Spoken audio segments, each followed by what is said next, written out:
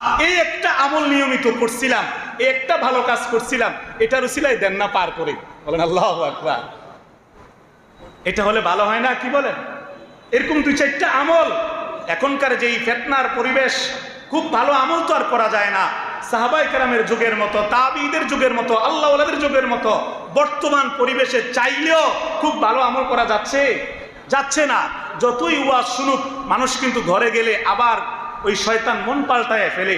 এজন্য এখন শেষ জামানা, আখিরি জামানা, ফিতনার জামানা। এই জামানায় আপনার ঈমান ধরে রাখা, আমল করা খুব কঠিন। যেহেতু কঠিন, এমন এমন কিছু আমল আমাদেরকে জেনে নিতে হবে, যেগুলোর মাধ্যমে আমাদেরকে আল্লাহ তাআলা হয়তোবা এগুলো উসিলা করে জান্নাতে যাওয়া সহজ করে দেয়। বলেন আমিন। আলা ইব্রাহিম ওয়া আলা আলি ইব্রাহিম ইন্নাকা হামিদুম মাজিদ। আল্লাহুম্মা বারিক আলা মুহাম্মাদিন ওয়া আলা আলি মুহাম্মাদ কামা বারাকতা আলা ইব্রাহিম ওয়া আলা আলি ইব্রাহিম ইন্নাকা হামিদুম মাজিদ। সুবহানাকা লা ইলমা লানা ইল্লা মা আল্লামতানা ইন্নাকা আনতাল আলিমুল হাকীম। আলহামদুলিল্লাহ। চাঁদপুর বাইতুল আমিন রেলওয়ে জামে মসজিদ কর্তৃক আয়োজিত আজকের এই ইসলাহি মাহফিলের সম্মানিত সভাপতি,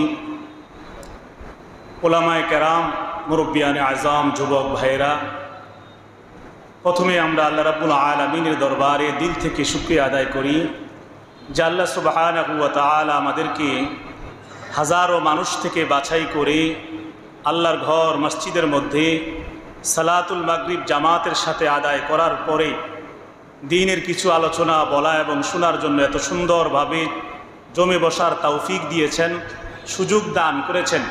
সেজন্য আমরা প্রথমেই আল্লাহর জন্য সবাই একবার জবান খুলে দিল থেকে বলি আলহামদুলিল্লাহ। সম্মানিত হাজিরিন, অত্যন্ত সংক্ষিপ্ত সময়ে আলোচনা করতে হবে। এশার নামাজ সামনে আছে। আমি আপনাদের সামনে পবিত্র কোরআনে কারীমের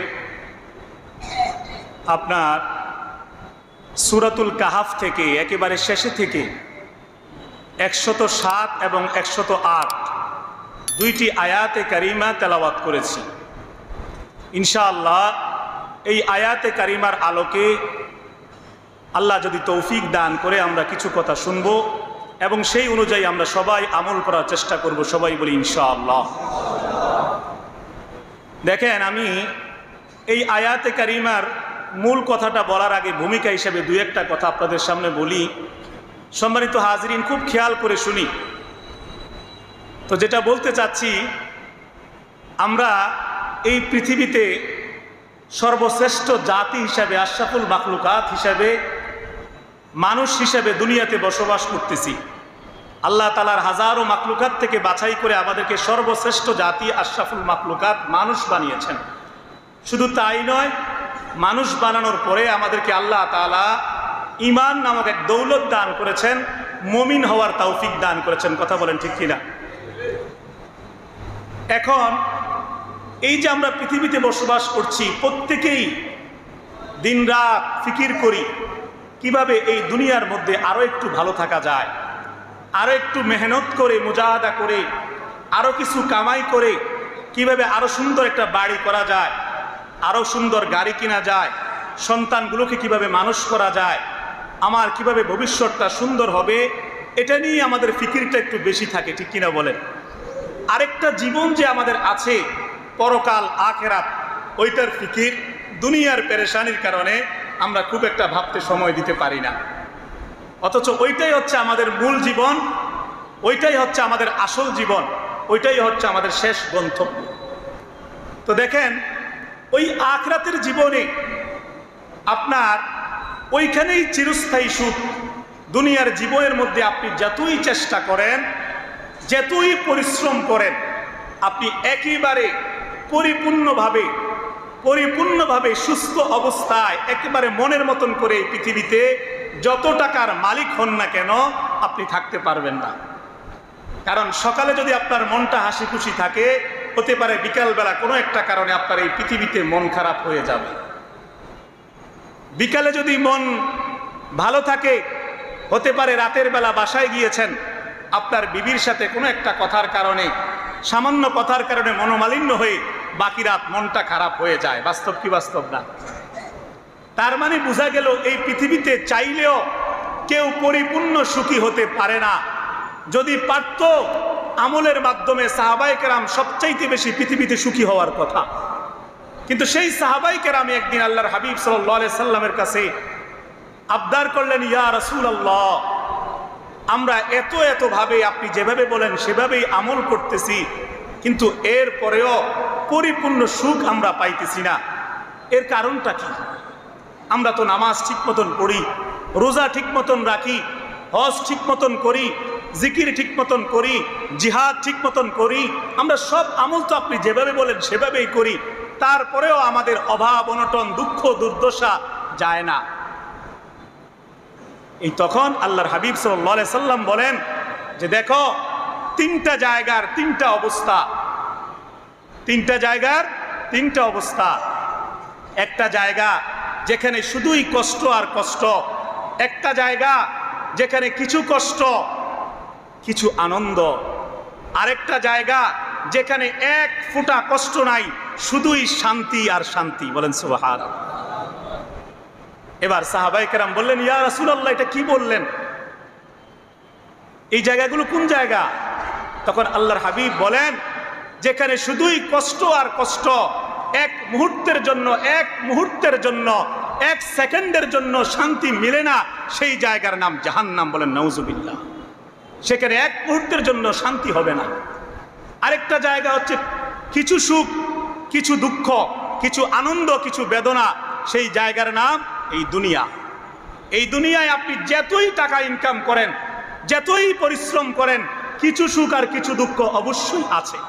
সব ঠিক থাকলেও হঠাৎ করে পেট মুছরা দিয়ে যখন বাথরুমে যাবেন, দেখবেন আপনার কাছে কিন্তু বাথরুমটা করতে একটা কষ্ট আছে, যেটা জান্নাতের মধ্যে নাই। সুবহানাল্লাহ। আল্লাহ রাসূল বললেন, পৃথিবী এটা এমন একটা জায়গা যেখানে কেউ চাইলেও পরিপূর্ণ সুখী হতে পারবে না। এখানে কিছু সুখ, কিছু দুঃখ। আর একটাই জায়গা আছে, যেই জায়গার মধ্যে শুধুই সুখ, শুধুই শান্তি, শুধুই আনন্দ, কোনো পেরেশানি নাই, সেই জায়গার নাম জান্নাত, সেই জায়গার নাম জান্নাতুল ফিরদাউস। সুতরাং স্থায়ী সুখ যদি পেতে চান, দুনিয়ার এই ঝামেলাপূর্ণ জীবন থেকে যদি একটা স্থায়ী সুখে পুষতে চান, সুন্দর একটা বাড়ির মাধ্যমেই স্থায়ী সুখে পুষতে পারবেন না। স্থায়ী সুখে পুষতে হলে আপনাকে ঈমান এবং আমল, এই দুই জিনিসের মাধ্যমে আপনাকে জান্নাতে যেতে হবে। সেখানে গেলেই একেবারে একেবারে স্থায়ী সুখ আল্লাহ তাআলা দান করবে। এই বিষয়টাই আল্লাহ তাআলা, আমি যে আয়াতে কারিমে তেলাওয়াত করেছি, এটাই আমাদেরকে আল্লাহ বলতে চেয়েছেন। যদি জান্নাতুল ফেরদাউসে তোমরা যেতে চাও, তাইলে তোমাদেরকে দুইটা জিনিস করতে হবে। এক নাম্বার, ঈমান মজবুত করতে হবে, অর্থাৎ আমি আল্লাহর প্রতি, আখিরাতের উপর, কবরের উপর, হাসরের উপর, কিয়ামতের উপর, জান্নাত জাহান্নাম সব কিছুর উপর তোমার ইয়াকিন, বিশ্বাস, ঈমান পরিপূর্ণ মজবুত থাকতে হবে। আর দুই নাম্বার, আমলে সালেহ করলে তাইলে তুমি জান্নাতুল ফিরদাউসের ওয়ারিস হবা। দেখেন আল্লাহ তাআলা কি বলেন, ইন্নাল্লাযীনা আমানু ওয়া আমিলুস সালিহাত কানাত লাহুম জান্নাতুল ফিরদাউসি নুজুলা খালিদিনা ফিহা লা ইয়াবগুনা আনহা হিওয়ালা। রব্বুল আলামিন সূরা কাহফের 107 নম্বর আয়াতের মধ্যে বলেন, ইন্নাল্লাযীনা আমানু, নিশ্চয় যারা ঈমানদার, পরিপূর্ণ ঈমানওয়ালা, ওয়া আমিলুস সালিহাত, এবং যারা আমলে সালেহ করবে, কানাত লাহুম জান্নাতুল ফিরদাউসি নুজুলা, তারা হবে জান্নাতুল ফিরদাউসের মেহমান। যাদের ঈমান মজবুত হবে এবং আমল সুন্দর হবে, তাদের ঠিকানা হবে জান্নাতুল ফিরদাউস। এবার আমরা যেন বললাম আল্লাহ, পৃথিবীতে অনেক দিন পরিশ্রম করার পরে, অনেক দিন চাকরি বাকরি করার পরে একটা বাড়ি বানাই, একটা ঘর বানাই, সুন্দর একটা টাইলসওয়ালা ঘর বানাই। এই ঘরের মধ্যে 10 বছর 15 বছর থাকার পরে হঠাৎ করে স্ট্রোক হয়ে মৃত্যু হয়ে যায়, হয় কি হয় না? তাইলে আপনি যে বললেন জান্নাতুল ফিরদাউসে নিবেন, সেখানে আমাদেরকে কয়দিন রাখবেন? সেখানেও কি হঠাৎ করে স্ট্রোক হয়ে যাবে কিনা? রব্বুল আলামিন বলেন না না না, জান্নাত এমন একটা নিয়ামতওয়ালা জায়গা যেখানে যে একবার ঢুকবে আর বের হওয়ার প্রয়োজন হবে না। খালিদিনা ফিহা, জান্নাতের মধ্যে, জান্নাতুল ফিরদাউসের মধ্যে যারা একবার ঢুকবে, খালিদিনা ফিহা, তারা চিরস্থায়ীভাবে বসবাস করবে। লা ইয়াবগুনা আনহা হিওয়ালা, যে একবার প্রবেশ করবে সে আর কোনোদিন সেখান থেকে বের হতে চাইবে না। দুনিয়ার মধ্যে মানুষ দুনিয়ার বিভিন্ন পেরেশানির কারণে, বিভিন্ন কষ্টের কারণে কোনো সময় মানুষ বিরক্ত হয়ে বলে, আল্লাহ এর চেয়ে মরে গেলে ভালো আছিল, এর চেয়ে মরে যাইতাম ভালো আছিল, আর ভাল লাগলো না। এই স্ত্রীর জ্বালা অসহ্য, বাচ্চা কাচ্চার জ্বালা অসহ্য, এই চাকরি, এটা সেটা, এই পেরেশানি, এই ঋণ, এই মুসিবত, এই অসুস্থতার কারণে আর ভাল লাগলো না, এর চেয়ে মরে যেতাম ভালো ছিল, বলে কি বলে না? কিন্তু আল্লাহ তাআলা বলেন লা ইয়াবগুনা আনহা হিওয়ালা, আমার জান্নাতুল ফিরদাউসের ওয়ারিস যারা হবা, কোনোদিন তোমাদের জবান থেকে এই কথা বের হবে না, আল্লাহ এখানে আর ভালো লাগে না, আল্লাহ এখানে আর ভালো লাগে না। সেটা এমন একটা জায়গা, শুধুই নিয়ামত, শুধুই নিয়ামত। আমার ভাইরা, আমি সেই জান্নাতে যাওয়ার জন্য সহজ কিছু পথ, 10 থেকে 12টা পন্থা, সহজ কিছু আমল আপনাদের সামনে আজকে পেশ করবো ইনশাআল্লাহ। অল্প সময়, আপনারা কষ্ট করে ধৈর্য ধরে বসেন। হয়তো আমাকে আপনারা কখনো দেখেন নাই, হঠাৎ করেই দেখছেন আজকে, যেটা ছোট মানুষ কোত্থেকে আসলো, কি বলতেছে না বলতেছে। আমার ভাইরা, এশার পরে যিনি আলোচনা করবে, আমার পরম শ্রদ্ধেয় বড় ভাই হযরত মাওলানা আনিসুর রহমান আশরাফি সাহেব, আমার আপন বড় ভাই। তো আর এখানে আপনাদের যে খতিব সাহেব, উনিও আমাদের আত্মীয় হয়, তো যার সুবাদেই আপনাদের এখানে আসা আর কিছু কথাবার্তা মুজাকারা করা। আশা করি আপনারা বিরক্ত হচ্ছেন না, কি বলেন? খারাপ লাগতেছে আপনাদের কাছে? মনে রাখবেন, দ্বীনি আলোচনা বড় ছোট এটা বিষয় না, কে বলে না বলে এটাই বিষয় না, কথাগুলো কি বলে এটা শুনে আমার জিন্দেগির মধ্যে আমল করা। কারণ কথাগুলো যদি কোরআন এবং হাদিসের হয়, এটা আমল করলেই হলো, ঠিক কিনা বলেন? তো শুনতে থাকেন ইনশাআল্লাহ। তো আমার ভাইরা দেখেন, এই পৃথিবীর মধ্যে এই যে কয়দিন আগে বৃষ্টি হওয়ার আগে দিয়ে কি পরিমাণ গরম আর গরম। আমাদের যত সম্পদ থাকুক, যত টাকাই থাকুক, এসির নিচে কতক্ষণ আর বাইর হলেই তো গরম। একেবারে শান্তির ব্যবস্থা কি আমরা করতে পেরেছি? আমাদের টাকা দিয়ে, প্রযুক্তি দিয়ে, বুদ্ধি দিয়ে পারছি? কথা বলেন, পারি নাই। কিন্তু যদি আপনি ঈমান এবং আমল, কিছু আমলের মাধ্যমে যদি আল্লাহকে রাজি খুশি করে জান্নাতে যাইতে পারেন, তাইলে ইনশাআল্লাহ আপনি পরিপূর্ণ ছায়ার মধ্যে, পরিপূর্ণ সুখের মধ্যে আপনি বসবাস করতে পারবেন। যেমন সূরা ইয়াসিনের মধ্যে আল্লাহ তাআলা বলেন, এটা বলেই আমি সহজ আমলগুলো আপনাদের সামনে তুলে ধরব। সূরা ইয়াসিনের মধ্যে আল্লাহ রাব্বুল আলামিন বলেন, ইন্না আসহাবাল জান্নাতিল ইয়াউমা ফি শুগুলিন ফাকিহুন হুম ওয়া আজওয়াজুহুম ফি জিলালিন আলাল আরাইকি মুত্তাকিউন লাহুম ফিহা ফাকিহাতুন ওয়া লাহুম মা ইয়াদউন সালামুন কওলাম মির রাব্বির রহিম।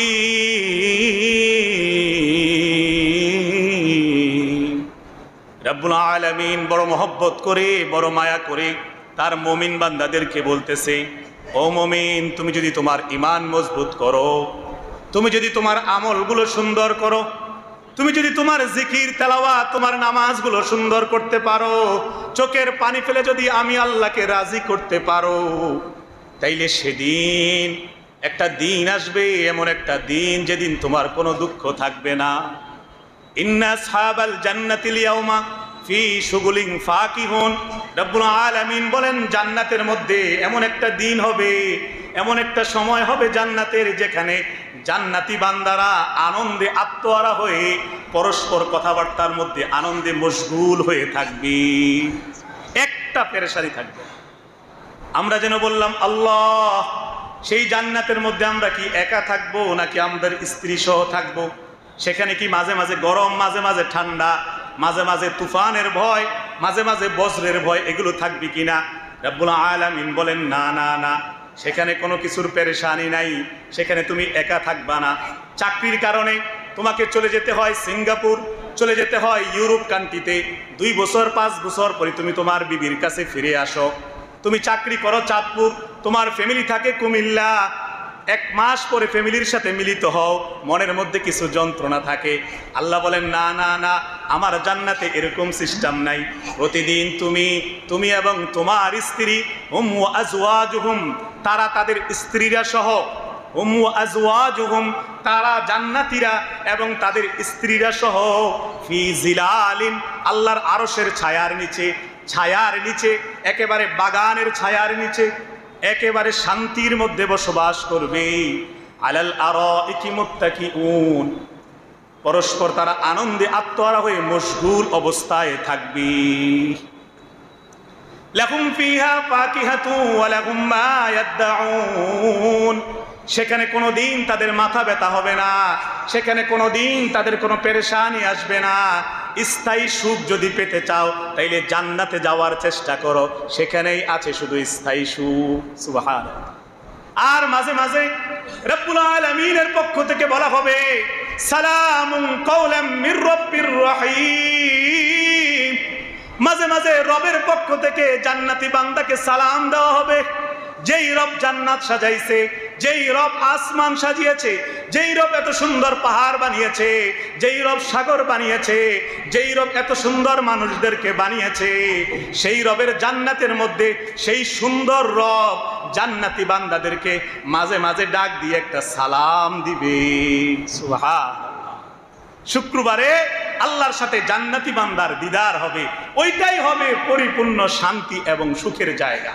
আল্লাহ তাআলা আমাদেরকে সেখানেই স্থায়ী হওয়ার তৌফিক দান করুক, বলেন আমিন। কি বলেন? এখনকার সময় অনেকে মনে করে যদি একটা ইউরোপ কান্ট্রির ভিসা পাইতাম, ইস যদি আমেরিকার একটা ভিসা পাইতাম তৈলেই তো শেষ। এরকম চিন্তা করে কি করে না? যদি একটা সরকারি চাকরি কোনোভাবে যদি পেয়ে যাইতাম তাইলেই তো মনে লাইফটা একদম সাকসেস। কিভাবে বুঝলেন সাকসেস? আপনি ইউরোপ কান্ট্রির ভিসা পাইলেন, সরকারি চাকরি হয়ে গেল, এর 1 বছরের মাথায় ইন্তেকাল হয়ে গেল, পিছনের জিন্দেগিতে কোনো আমল ছিল না, কবরে গেলেন, জাহান্নামের আগুন দাউ দাউ করে জ্বলা শুরু হয়ে গেছে, তখন আপনার অবস্থা কি হবে? কথা বলে। তখন সরকারি চাকরি দিয়ে কি করবেন? এসিওয়ালা বাসা দিয়ে কি করবেন? আমেরিকার এত সুন্দর পরিবেশ দিয়া, এত সুন্দর দামি দামি ভবন দিয়া, আপনার দামি আসবাব দিয়া আপনার কবরে যদি আগুন জ্বলে লাভ কি হবে? কথা বলেন, কোনো লাভ হবে? এজন্য স্থায়ী সুখ যদি পেতে চান ঈমান আমল মজবুত করে যেতে হবে কোথায়? কবরে, সেখান থেকে জান্নাত। জান্নাতে যাওয়া ছাড়া স্থায়ী সুখ পাওয়ার কোনো লাইন নাই। এবার আসুন সম্মানিত হাজিরিন, আমরা আজকে 10 থেকে 12টা সহজ সহজ, যার কাছে যেটা ভালো লাগে এটাকেই আঁকড়াইয়া ধরবেন ইনশাআল্লাহ। বলেন ইনশাআল্লাহ। সহজ সহজ কিছু আমল বলবো ইনশাআল্লাহ, আপনাদের সাথে মুজাকারা করছি, আমিও যেন করতে পারি, আপনারাও যেন করতে পারেন। সহজ সহজ কিছু আমল আমরা করব, এগুলোর যে কয়টা বলা হয় যেটা ভালো লাগে এটা একটু শক্ত করে ধরবেন। হতে পারে একটার কারণেই আল্লাহ দয়া করে আপনাকে জান্নাতে দিতে পারে ইনশাআল্লাহ। কারণ একটা হাদিস আছে, আল্লাহ রাসূল বলেন কিয়ামতের ময়দানে আল্লাহ তাআলা কিন্তু যখন মানুষ ভয়াবহ বিপদে থাকবে তখন কিন্তু মানুষকে ডাক দিয়ে কাছে এনে বলবে হাল্লাকা সিররুন ইনদাল্লাহ বাইনাকা আনতা ওয়া বাইনাল্লাহ, হাল্লাকা সাদাকাতুন তাখফা লা ইয়ালামুহা ইল্লাল্লাহ। আল্লাহ বান্দাকে কাছে এনে বলবে, বান্দা আছে কি কোনো তোমার কাছে এমন কোন শেষ গোপন আমল যেটা তুমি শুধুই আমি আল্লাহর জন্য করেছ, আমার রাজি খুশির জন্য করেছ? এমন একটা আমল বলো যেটা দিয়ে তোমার গুনাহ মাফ করে আমি তোমাকে আজকে জান্নাতে নিব। সুবহান। আল্লাহ বলবে আছে কি তোমার এমন কোন গোপন দান যেই দানটা শুধুই তুমি আমার সন্তুষ্টির জন্য করেছিলা? এমন কোন দান আছে যেটা আমার সন্তুষ্টির জন্য করেছ? বলো, ওইটা দিয়ে তোমাকে আমি জান্নাতে নিয়ে যেতে চাই। সুবহানাল্লাহ। তাইলে যদি আল্লাহ তাআলা কিয়ামতের ময়দানে আপনার আমলনামার আপনার আমার আমল নামার হিসাব নামার খাতা টান দেয়, আর সেখানে যদি গুনাহ আর গুনাহ থাকে, তাইলে ওই গুনাহ নিয়ে আমরা জান্নাতে যাব কিভাবে? কোনো পথ আছে যাওয়া? কোনো পথ নাই। এজন্য যেহেতু এই হাদিসটা বললাম, যদি কোনো গোপন আমল থাকে, 1 নাম্বার এই আমলগুলোর মধ্যে 1 নাম্বার, যদি কারো কোরআন তেলাওয়াত সহি শুদ্ধভাবে যারা পড়তে জানেন, নিয়মিত কিছু সময় কোরআন তেলাওয়াত করবেন। বলেন কি বলছি? যদি কারো সহি শুদ্ধ আপনাদের মধ্য থেকে যদি কারো সহি শুদ্ধ কোরআন তেলাওয়াত জানা থাকে, প্রতিদিন চেষ্টা করবেন 5 মিনিট হোক, 10 মিনিট হোক, 15 মিনিট হোক, কোনো একটা নামাজের পরে বা রাতের বেলা যে কোনো সময়। এখনকার সময় বর্তমানে মোবাইলে কোরআন শরীফের অ্যাপস আছে, আপনি এটা নামাইয়া মোবাইলে পুরো 30 পারা কোরআন আছে, এই মোবাইল হাতে নিয়েও আপনি কোরআন শরীফ পড়তে পারেন। পুরো কোরআন শরীফ আছে। যদি কোরআন শরীফ হাতে নিয়ে পড়ার সময় না থাকে, এটা কাজে আছেন, অফিসে একটু অবসর আছে, আপনি মোবাইলটা খুলেই কোরআন তেলাওয়াত কিছুক্ষণ করলেন, এটা নিয়মিত শুরু করলেন।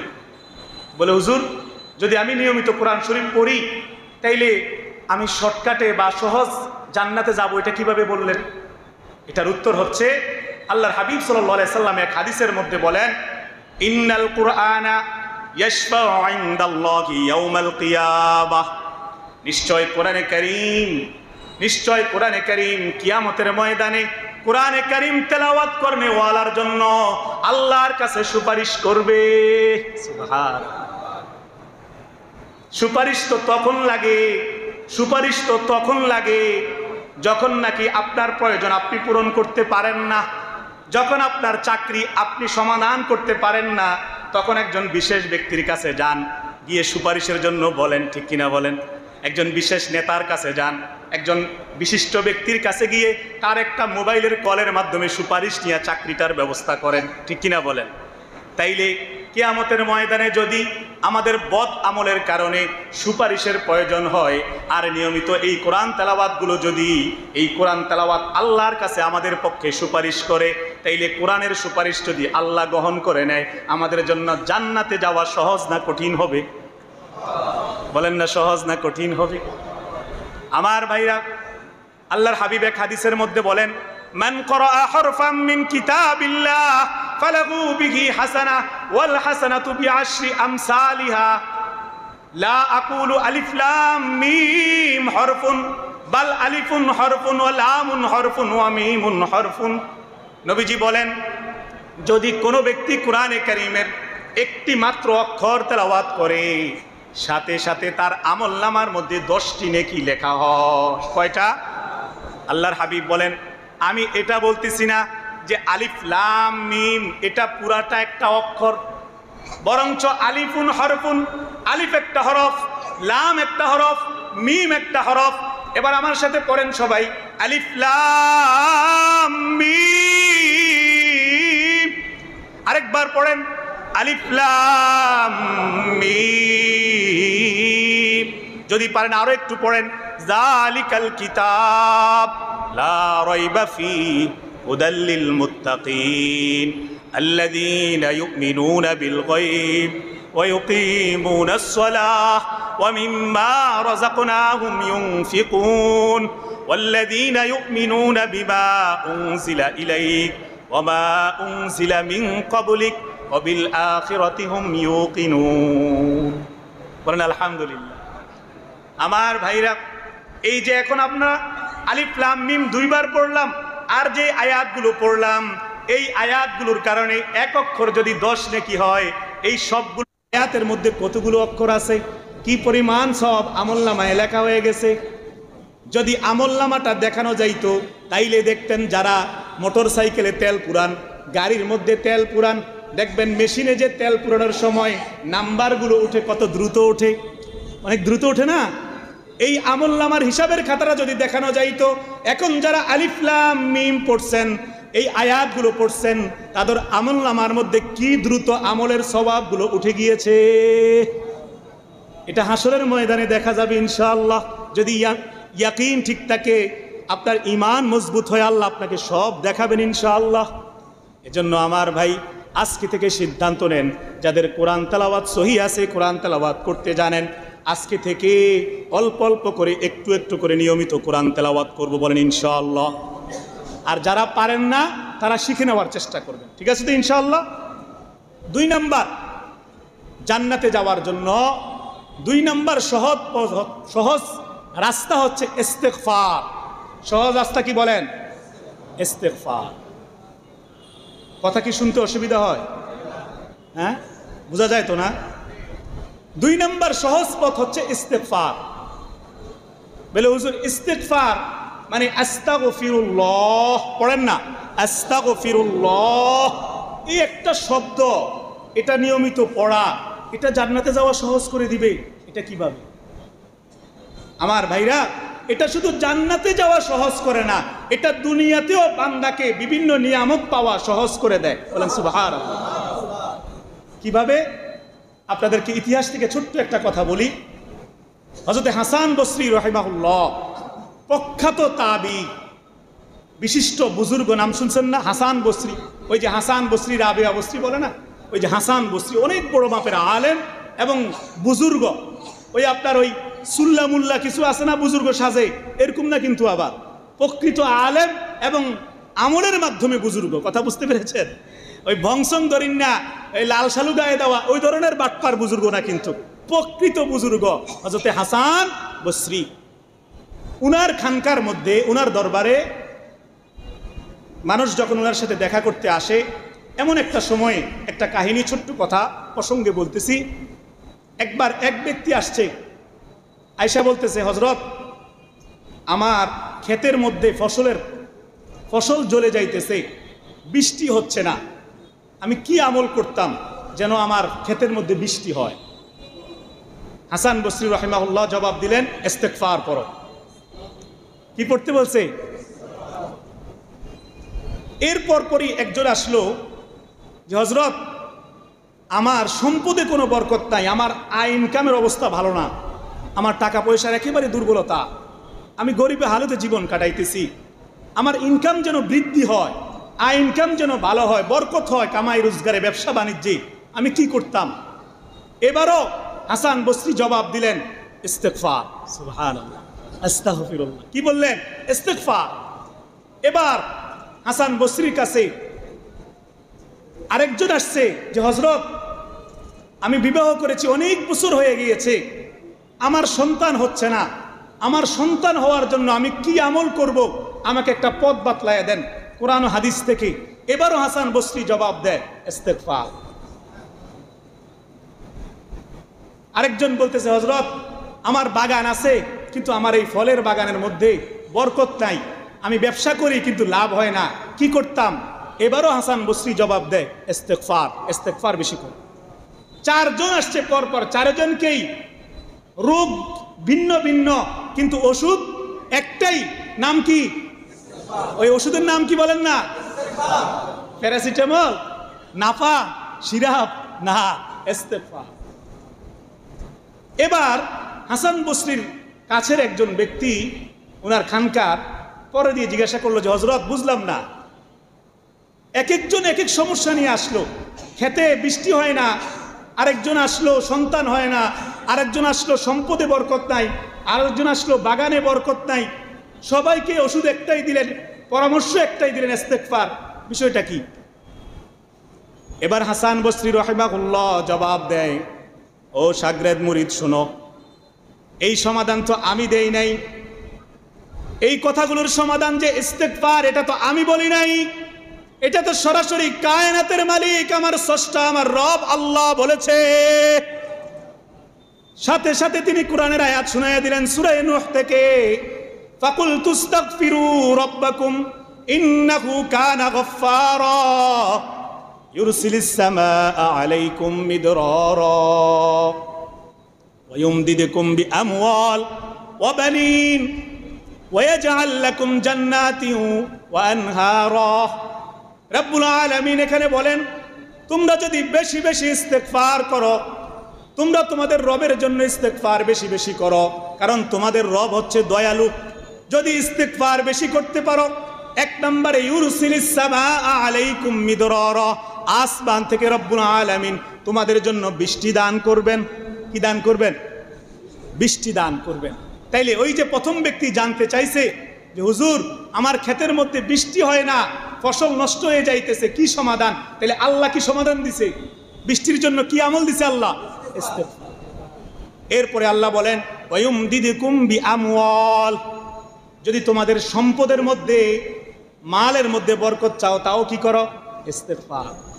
ও বানিন, সন্তানের মধ্যে যদি, বানিন মানে সন্তান, সন্তানের মধ্যে যদি বরকত চাও তাইলেও কি করো? ইস্তেগফার। ওয়াজাল লাকুম আনহারা, তোমাদের বাগানগুলো যদি সুন্দরভাবে সাজিয়ে তুলতে চাও, বরকত চাও, তাইলেও আমল একটাই করো, সেটার নাম কি বলেন? ইস্তেগফার। তাহলে বুঝাইতে পারছি তো ইনশাআল্লাহ। আরেক হাদিসে আল্লাহ রাসূল বলেন মাল্লাজিমাল ইস্তিগফার জাআলাল্লাহু মিন কুল্লি দীকিম মাখরাজা ওয়া মিন কুল্লি হাম্মিন ফারাজা ওয়া ইয়ারযুকহু মিন হাইসু লা ইয়াহতাসিব। আল্লাহ রাসূল সাল্লাল্লাহু আলাইহি সাল্লাম বলেন, যে ব্যক্তি ইস্তেগফার, এই যে আস্তাগফিরুল্লাহ আস্তাগফিরুল্লাহ, এটাকে নিয়মিত অভ্যাস বানায় নেয়, তার জীবনে 3টা লাভ। কয়টা লাভ? 1 নাম্বার, সে যত বড় পেরেশানিতে পড়ুক, ওই ইস্তিগফারের আমল তার চালু থাকলে আল্লাহ তাআলা ওই সমস্যাটা থেকে বের হওয়ার একটা না একটা পথ বের করে দেবেই দেবে ইনশাআল্লাহ।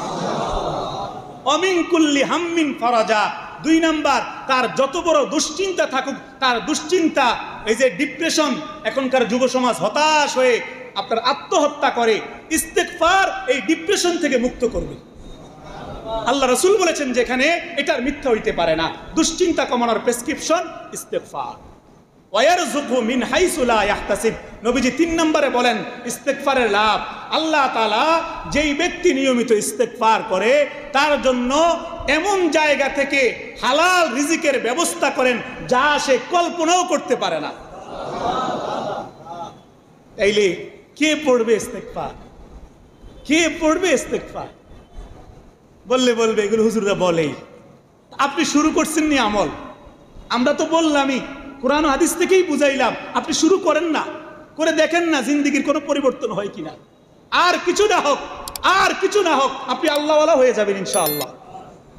আপনি আল্লাহওয়ালা হয়ে যাবেন, আপনার দিলের সাথে আল্লাহর একটা সম্পর্ক, নেটওয়ার্ক তৈরি হয়ে যাবে ইনশাআল্লাহ।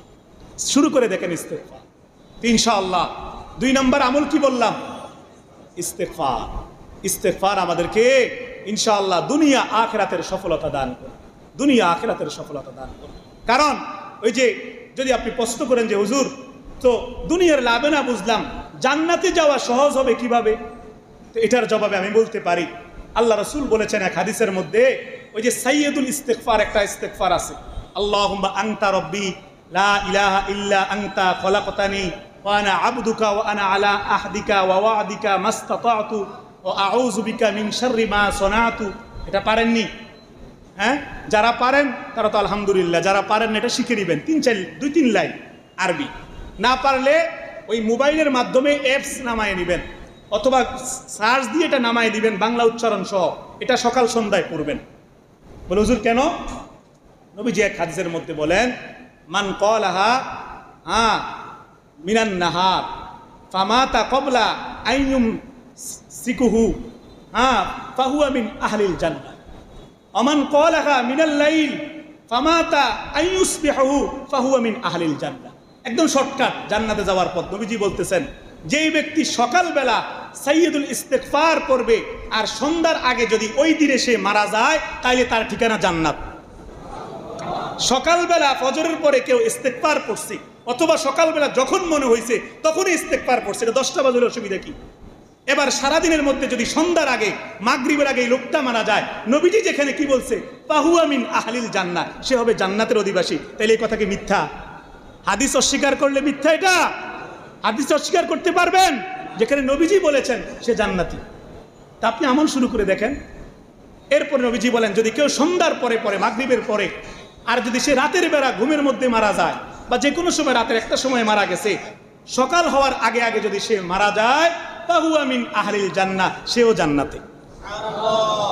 তাহলে সাইয়্যিদুল ইস্তিগফার একটা ছোট্ট দোয়া, এটার মাধ্যমে যদি এত নিয়ামতওয়ালা জান্নাতে যাওয়া যায়, এটা করবো না তো করবোটা কি?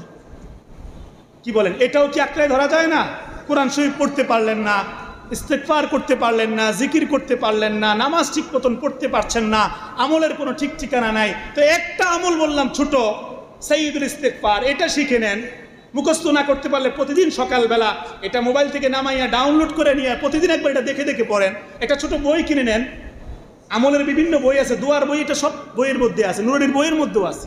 নুরানির বাচ্চারা পড়ে না, এই বইয়ের মধ্যেও আছে নাকি, বা অন্য কোন যে কোনো দোয়ার, মাস্তুম দোয়ার বইয়ের মধ্যে এটা আছে। এটা শিখে নেন ইনশাআল্লাহ। বলেন ইনশাআল্লাহ। কয়টা বললাম? 3টা বলছি। 1 নাম্বার, সুযোগ থাকলে নিয়মিত কোরআন তেলাওয়াত করবেন, জান্নাতে যাওয়া আল্লাহ সহজ করে দিবি। 2 নাম্বার, নিয়মিত দুনিয়ার লাভের জন্য, দুনিয়ার পেরেশানি থেকে মুক্ত হওয়ার জন্য ইস্তেগফার বেশি বেশি পড়বেন। কথা মনে থাকবে তো ইনশাআল্লাহ। 3 নাম্বার, আপনার যেটা করতে পারেন সেটা হচ্ছে আল্লাহর 99 নাম মুখস্থ করতে পারেন। আল্লাহর মূল নাম কি? আল্লাহ। আরো কিছু নাম আছে না? এই যে মাগরিবের পরে যেটা সূরা হাসরের শেষ 3 আয়াত তেলাওয়াত করা হয়, সেখানে কিন্তু আল্লাহর কিছু নাম আছে। ওয়াল্লাহুল্লাযী লা ইলাহা ইল্লাহু আলিমুল গায়বি ওয়াশ শাহাদাতি হুয়ার রহমানুর রহিম। ওয়াল্লাহুল্লাযী লা ইলাহা ইল্লাহু, এরপরে কি? আল মালিকুল কুদ্দুসুস সালামুল মুমিনুল মুহাইমিনুল আজিজুল জাব্বারুল মুতাকাব্বির। এই নামগুলো কার নাম? আল্লাহ তাআলার সিফতি নাম। এরকম আরো অনেকগুলো নাম আছে আল্লাহর 99 নাম। এই অল্প 2-3 লাইন যদি পারেন এটা মুখস্থ করে নেবেন, জান্নাতে যাওয়া সহজ হবে। বলে কিভাবে? আল্লাহর হাবিব সাল্লাল্লাহু আলাইহি সাল্লাম হাদিসের মধ্যে বলেন, ইন্না লিল্লাহি 99 ইসমান মান আহসাহা দাখালাল জান্নাহ। রব্বুল আলামিনের, আল্লাহ রব্বুল আলামিনের 99টা নাম আছে। কয়টা নাম? 99টা সিফতি নাম আছে। আল্লাহর হাবিব বলেন, যে ব্যক্তি আল্লাহর 99 নামগুলো মুখস্থ করবে, আয়ত্ত করবে, আল্লাহর এই নামগুলো, আল্লাহকে ভালোবেসে কেউ যদি মুখস্থ করতে পারে, নবীজি বলেন দাখালাল জান্নাহ, সে চলে যাবে জান্নাতে। এই হাদিসটার ব্যাখ্যায় আমার যেটা মনে হয়, ওই যে একটু আগে বলেছিলাম আল্লাহ যে বিপদের সময় বান্দাকে ডাক দিয়ে বলবে তোর কোনো গোপন আমল আসেনি, এই তখন মনে হয় কোনো বান্দা হয়তো যদি কেউ এটা আমল করে, আল্লাহর 99 নাম মুখস্থ করে, সে বলবে আল্লাহ কিচ্ছু আমল ভালো করে করতে পারি নাই, আপনাকে ভালোবেসে আপনার 99টা নাম মুখস্থ করেছিলাম। আল্লাহ বলবেন যা সোজা জান্নাতে চলে যা। হতে পারে কি পারে না? নাইলে এই হাদিসের আর কি ব্যাখ্যা দিবে? তো আমার ভাই, সুযোগ থাকলে, সম্ভব হলে আল্লাহর 99টা নাম মুখস্থ করার চেষ্টা করবেন। বলেন ইনশাআল্লাহ। এটারও বই আছে। আজান শোয়ারটাই তো না? আজান হবে, আজানের, এখন আজানের টাইম হচ্ছে, আজান হবে, ঠিক আছে? আজানের পরে আলোচনা প্রয়োজন হবে 5-10 মিনিট। নামাজ 1:30 না? এখন আজানটা আগে হয়ে গেল। আচ্ছা আচ্ছা ভাই, দয়া করে কেউ উঠবেন না, মাত্র 3টা আমল বললাম, আরো কয়েকটা বলতে চাইতেছি, শুনবেন তো ইনশাআল্লাহ। নামাজ যেহেতু 8:30টায়, তা আমার হাতে আরো 15 মিনিট কথা বলার সুযোগ আছে, আমি সংক্ষেপে বলে ফেলবো সেগুলো। এখনই আজান হয়ে যাক, কেউ উঠেন না, আপনাদের ওযু ইস্তেঞ্জার সুযোগ দেওয়া হবে 8:30 থেকে 15 মিনিট, তখন দেওয়া হবে। আজানটা শেষ হওয়ার পরেই ইনশাআল্লাহ আমরা বাকি কথাগুলো শুনবো। আর আজান শেষ হওয়ার পরে অবশ্যই দোয়াটা পড়েন, আজানের শেষে দোয়াটা পড়েন। কেন বলতেছি? আল্লাহুম্মা রাব্বা হাযিহিদ দাওয়াতিত তাম্মা ওয়াস সালাতিল কাইমা আতি মুহাম্মাদানিল ওয়াসিলাতা ওয়াল ফাযিলা ওয়াবআসহু মাকামান মাহমুদান আল্লাযী ওয়া'আদতা ইন্নাকা লা তুখলিফুল মিআদ। তো আমার ভাইরা, আমি আপনাদের সামনে 3টা আমলের কথা বললাম না? একটা, বেশি বেশি কোরআন তেলাওয়াত করা। 2 নাম্বার, বেশি বেশি ইস্তেগফার, এর মধ্যে সাইয়্যিদুল ইস্তেগফারের কথাটা বিশেষভাবে বললাম। 3 নাম্বার, সম্ভব হলে আল্লাহ তাআলার 99টা নাম মুখস্থ করার জন্য বললাম। এগুলো আমাদের জান্নাতে যাওয়া সহজ করে দিবে।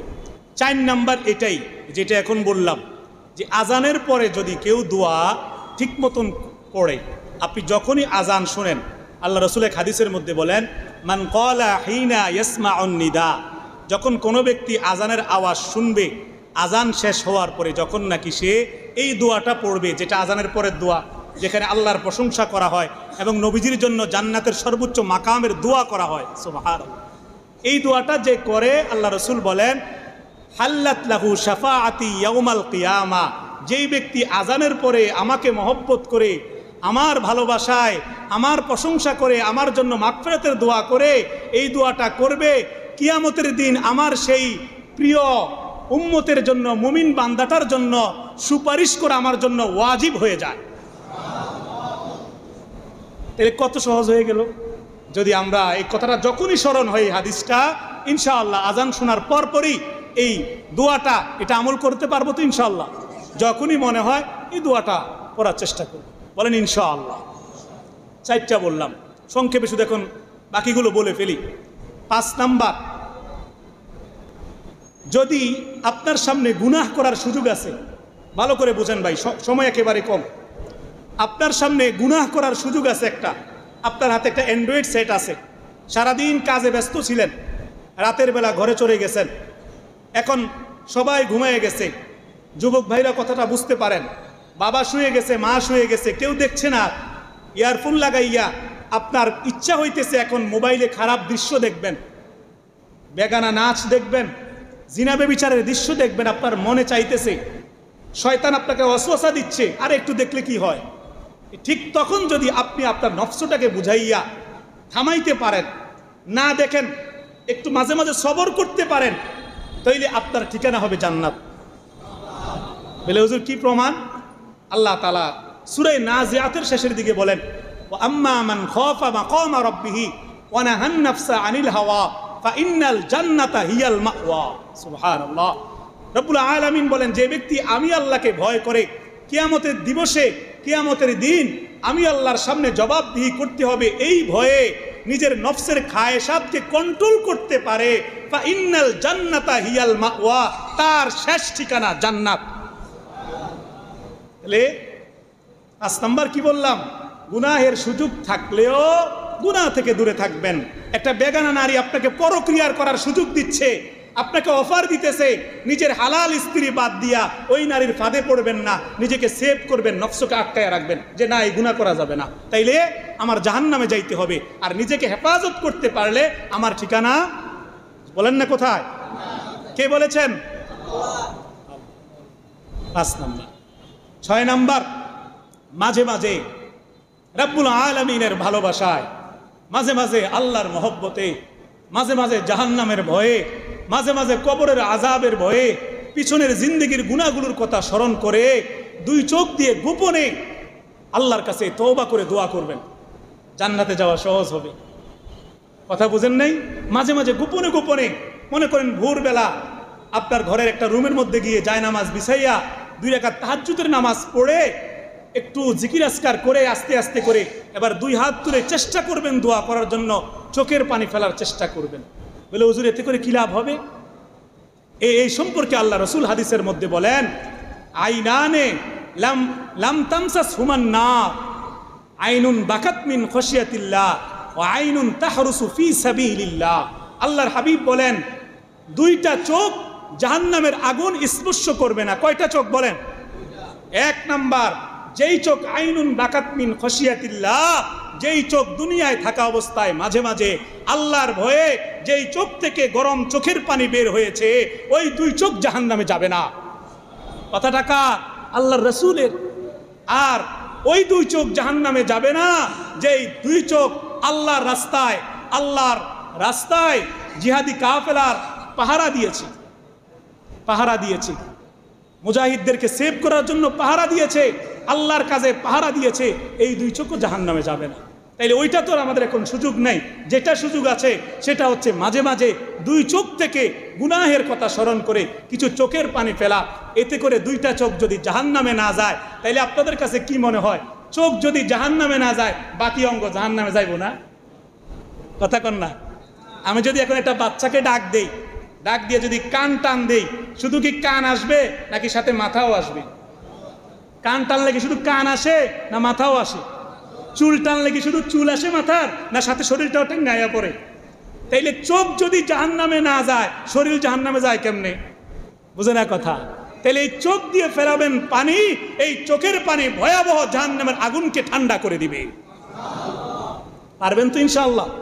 মাঝে মাঝে আবেগে আল্লাহর জন্য 2 চোখের পানি ফেলবেন, বলেন ইনশাআল্লাহ। 7 নাম্বার, সুন্নতের অনুসরণ করার চেষ্টা করেন। সুন্নত, মাগরিবের আগেও আমার ভাই আলোচনা করছিল, আপনাদের খতিব সাহেব মাওলানা বুরহানুদ্দিন সিদ্দিকী সাহেব সুন্নতের কথাগুলো বলছিলেন, আপনারা শুনেছেন অনেকে। সুন্নতের অনুসরণ করবেন। কেন? আল্লাহ রাসূল সাল্লাল্লাহু আলাইহি ওয়াসাল্লাম হাদিসের মধ্যে বলেন, মান আহাব্বা সুন্নতি ফাকাদ আহাব্বানি ওয়া মান আহাব্বানি কানা মাই ফিল জান্নাহ।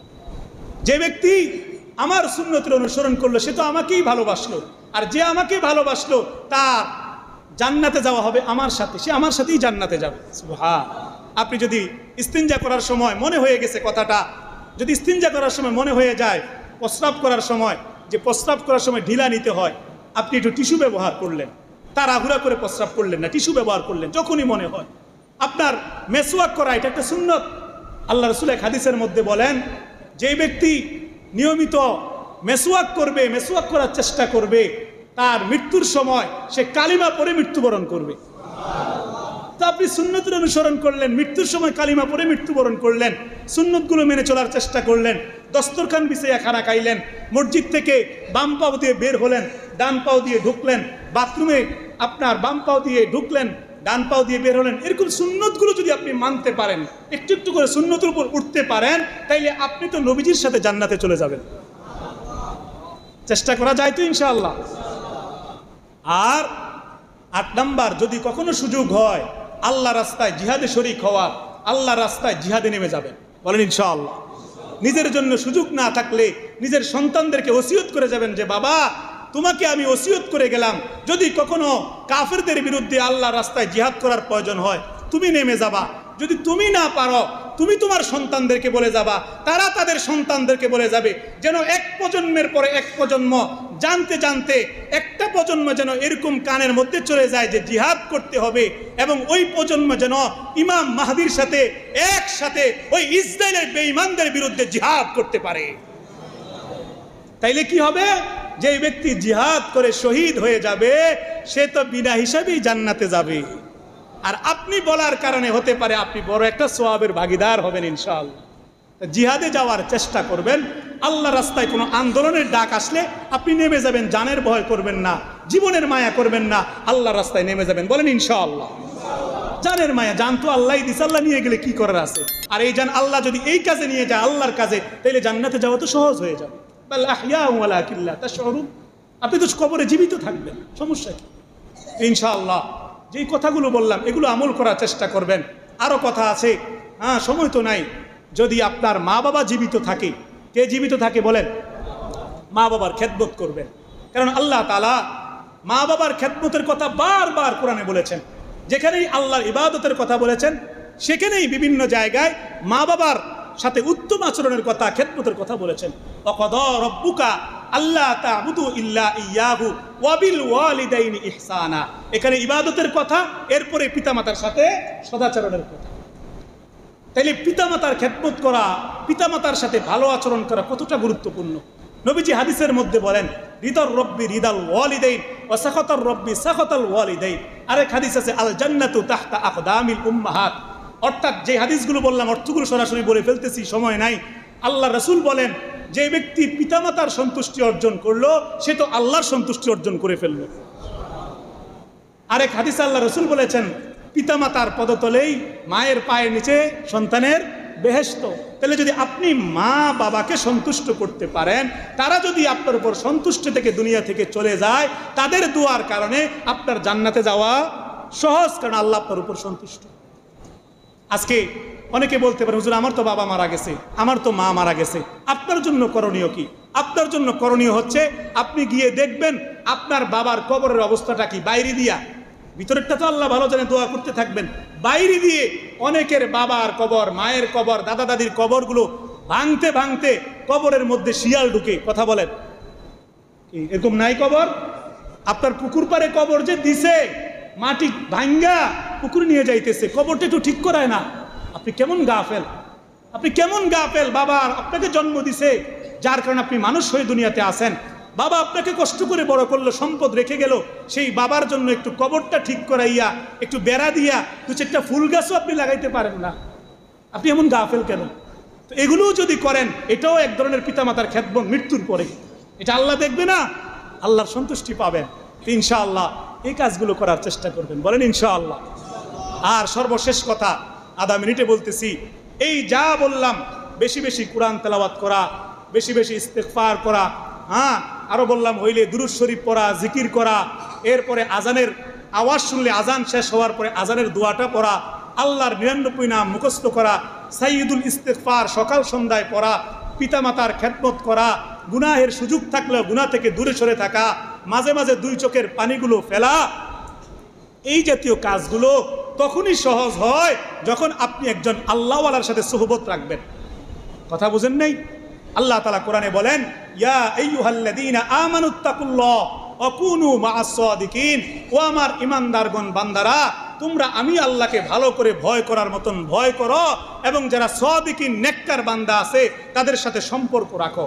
তাইলে যারা আল্লাহওয়ালা তাদের খানকায় যে মাহফিলগুলো হয়, ইসলাহী মজলিসগুলো হয়, সেখানে যদি যান এরকম কিছু দামি দামি কথা শুনতে পারবেন, প্রয়োজনীয় কথা জানতে পারবেন, মন দিলটা আল্লাহর দিকে থাকবে, মনটা ভালো থাকবে, গুনাহের পরিবেশে থাকলেও গুনাহ থেকে বের হয়ে যাইতে মন চাইবে, তাইলেন আপনি আমল করতে পারবেন, তাইলেন আপনি জান্নাতে যাইতে পারবেন। কথা বলেন ঠিক কিনা?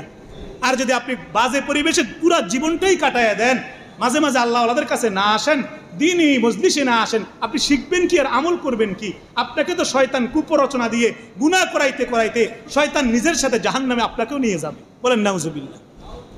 তো আমার ভাই কথা শেষ। ইনশাআল্লাহ যেই কথাগুলো বললাম আল্লাহ তাআলা যেন আমাকে আপনাদেরকে সবাইকে আমল করে আমাদেরকে পরকালে একসাথে জান্নাতে যাওয়ার তৌফিক দান করে। বলেন আমিন। ওয়া আখির দাওয়ানা আলহামদুলিল্লাহি রাব্বিল আলামিন। আসসালামু আলাইকুম ওয়া রাহমাতুল্লাহ।